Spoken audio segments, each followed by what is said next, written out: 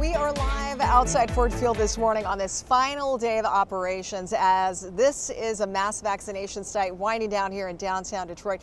And it seems like the U.S. is turning the corner, as the CDC is now saying fully vaccinated people can remove their masks both indoors and outdoors. Now, we're joined now live this morning by the Director of Michigan's Department of Health and Human Services, Elizabeth Hertel. Elizabeth, thank you for being with us this morning.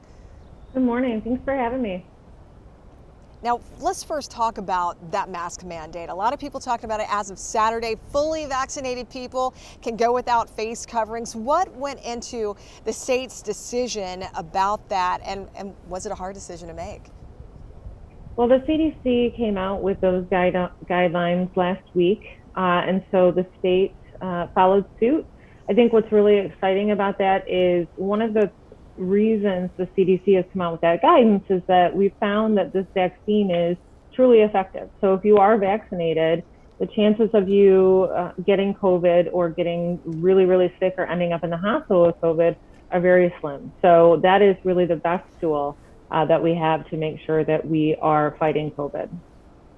Now, some businesses like Kroger and Meijer are keeping their mask policies in place despite the CDC guidance. There have been concerns about unvaccinated people not wearing masks and how to enforce this new mandate. I mean, what do you think is the safest play for businesses right now, and what does enforcement look like?